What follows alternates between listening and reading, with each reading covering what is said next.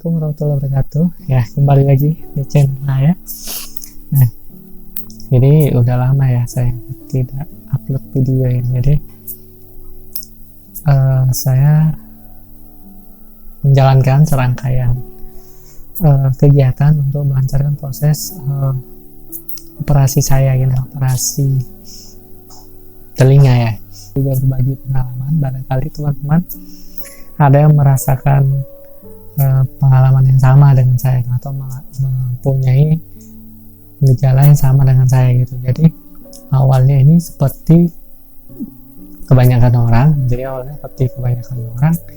yang suka korek-korek kuping ya, korek terus karena asik gendangnya lalu pecah terus dia bisa infeksi, kemudian setelah infeksi dia luka berair, airnya ini yang kebanyakan orang ditutup-tutupi ya, karena memang seperti air ya, karena air ini ya busuk baunya gitu kan.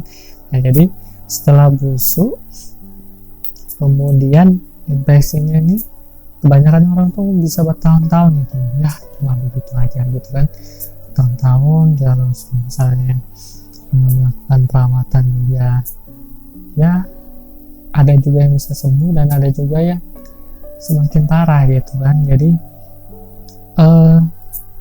dampaknya sih ya, selain itu dari sisi negatifnya, selain tidak percaya diri karena kita panik ya, karena kalau sudah keluar panik, terus dia berair, terus dia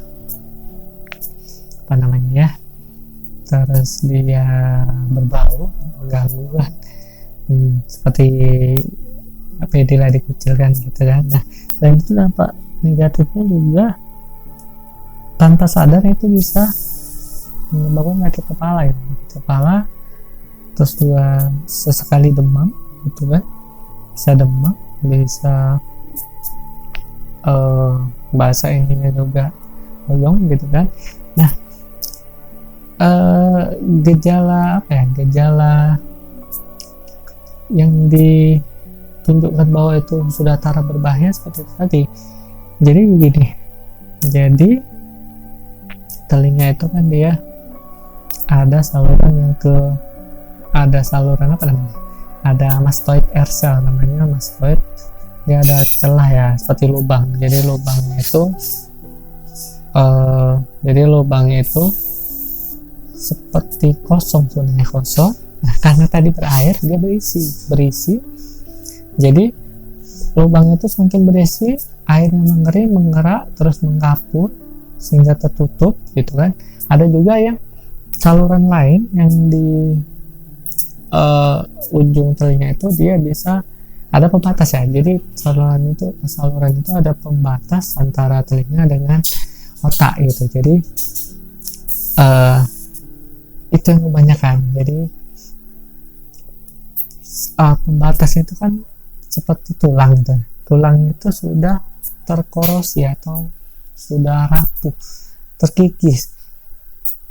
Kalau itu dibiarkan terus-menerus, tulang yang tebal itu bisa terkikis dan cairannya itu bisa masuk ke otak, itu berbahaya. Jadi gejala banyak kasus yang di teman-teman gitu kan. Setelah saya melakukan ini, ternyata mereka juga mempunyai pengalaman yang sama. Jadi setelah berbagi, jadi ternyata puncak yang saya alami itu adalah puncak yang ingin ditunjukkan bahwa ini sudah taraf berbahaya gitu. Yang berbahaya itu kalau dia mastoidnya itu aman, tapi dia bisa tembus ke otak. Jadi si pasien itu tidak merasakan gejala itu disebabkan oleh telinganya. Misalnya di gejala saya itu mastoidnya itu terisi penuh, lalu mengering, lalu mengkapur gitu, karena udah bertahun-tahun dari SD dibiari makin parah, makin jadilah makin parah sehingga mastoid itu sampai penuh, penuh. Nah, ketika penuh, air itu kan berproduksi. Air itu kan nanah dalam bahasa kedokteran itu abses ya. Absesnya itu sudah tidak tertampung lagi, dia terus menekan, terus produksi, karena nanah ini berasal dari darah putih yang membentuk antibodi atau imun melawan virus yang disebabkan infeksi tadi. Jadi darah putih melawan infeksi tadi sehingga bentuk nanah, dan terus menerus tak tertampung lagi di mastoid air cell itu, penuh, tembusnya ke belakang. Di kasus saya ini dia muncul, ketahuan itu muncul bengkak ya, benjolan di belakang telinga, bengkak gitu ya, kayak meningitis. Kalau meningitis itu beda, tapi ini bisa juga tembusnya bisa juga mengakibatkan meningitis juga, ini bahaya juga. Jadi itu bengkak di belakang telinga, benjolan itu gejala, simbol atau peringatan. Oh, ternyata di sini gitu. Jadi begitu saya periksa, saya kira ini masalah bedah biasa, ini masalah benjolan biasa gitu, tinggal belah, keluarkan isinya, selesai. Ternyata tidak.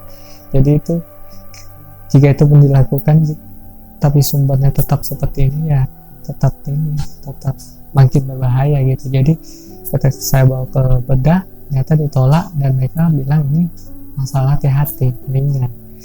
Jadi namanya mastoid. Jadi di berbagai kasus tidak selalu melalui mastoid. Mastoid ini mungkin sudah sampai taraf yang akut ya, parah ya.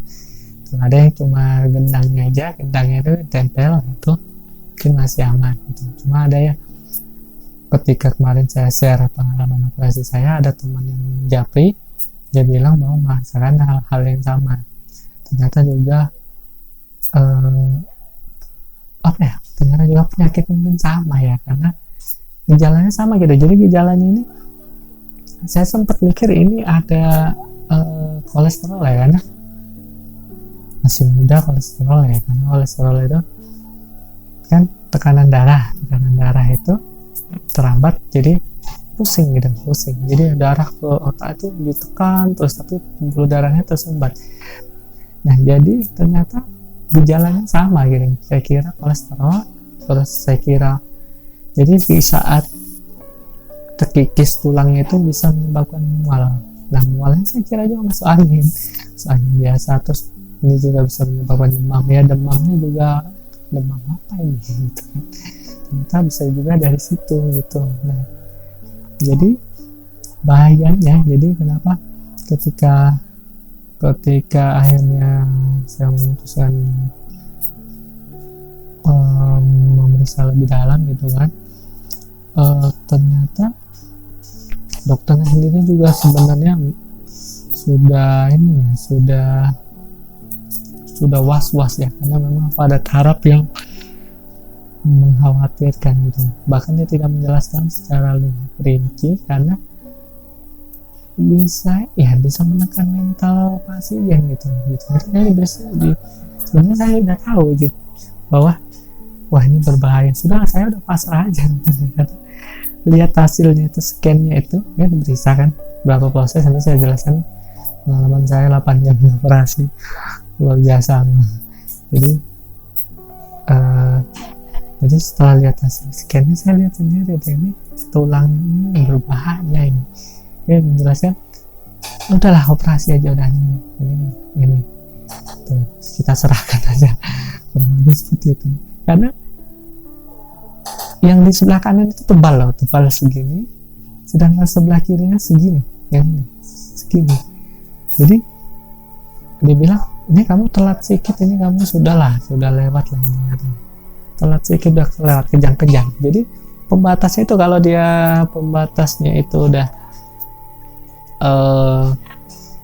jebol, batasnya itu jebol, itu darahnya itu bisa nanahnya itu bisa kotak, terus pasien bisa kejang-kejang, tidak sadarkan diri, lalu ini berserah diri lah karena imunnya itu yang membantu ya, bagaimana atas itu mengganggu otak ya, cair nanah itu udah mengganggu otak gitu. Makanya kalau kalian pernah ada lihat otaknya dibelah itu ada nanah, karena itu bisa jadi karena itu belah kepalanya itu disedot, karena saya pernah lihat videonya. Oh ternyata penyebabnya itu gitu. Jadi udahlah, jadi pas si dokter tidak berbicara banyak karena supaya tidak down lah mentalnya gitu, supaya tidak ketakutan gitu kan. Padahal sebenarnya udah tahu, jadi saya udah cari-cari tahu sebelumnya. Ya sudahlah, pas-pas aja lah ini. Jadi bahkan saya pun nggak cerita siapa-siapa gitu. Sudahlah, apa terjadilah. Tapi memang saya salut sih dengan dokternya, memang sudah profesor ya kan, dari titelnya sudah kelihatan gitu. Jadi memang saya tidak ragu lagi. Jadi nanti saya akan berbagi pengalaman di video selanjutnya tentang pengalaman sangat menarik dan sudahlah ya, bagaimana saya itu 8 jam itu blank gitu. Bagaimana sih saya merasakan bisu 8 jam blank. Jadi saya merasakan bisu 8 jam blank. Jadi seharusnya tuh di saat kita disuntik bius yang pertama itu luar biasa sakitnya. Bius yang pertama itu kita masih tanya-tanya tuh, dia mau menguji kesadaran, tanya masih sadar. Lalu di saat operasi akan dimulai, nah itu dia bius utamanya. Jadi begitu saya bius, saya masih bisa sadar nih, sadar, tik, hilang. Itu baru sudah selesai titik, hanya bisa gerak. Di sini ada bantu pernapasan, sini ada deteksi jantung, ada pacu, ada ketakutan. Bahkan sudah lah, saya ceritakan. Oke, jadi itu aja. Jadi saya hanya berbagi pengalaman gitu untuk teman-teman yang mungkin mengalami hal yang sama. Segera ditindaklanjuti, ini berbahaya, bukan? Karena sebenarnya ada contoh yang saya jumpai gitu, meninggal dunia itu gara-gara itu tadi gitu. Jadi hati-hati dalam mengorek ya, itu hati-hati terus. Itu aja sih gitu. Jadi kalau mengalami gejala yang sama, waspada sajalah. Waspada gitu, nanti saya akan bagaimana. Jadi kalian sebenarnya nggak usah takut gitu, nggak usah takut dengan hal ini gitu. Jadi berserah diri aja lah tuh. Oke, udah sekian, itu aja dulu video dari saya gitu. Jika ada kekurangan dan salah kata, saya mohon maaf, dan kepada Allah Subhanahu wa Ta'ala saya mohon maaf. Dan sekali lagi saya juga berterima kasih kepada dokter saya, dokternya saya sebutkan ya gitu. Atau mungkin saya juga di video selanjutnya akan, kalau boleh sih saya tunjukkan hasilnya. Mungkin saya jelaskan aja sih, tidak saya tunjukkan. Jadi di situ bahwa peran serta dokter ini luar biasa lah, dokter dan perawatnya ini memang bener-bener lah. Oke, itu aja video oke, itu aja pengalaman dari saya gitu. Selanjutnya saya akan ceritakan tentang masalah perasaan video saya selanjutnya. Assalamualaikum warahmatullahi wabarakatuh.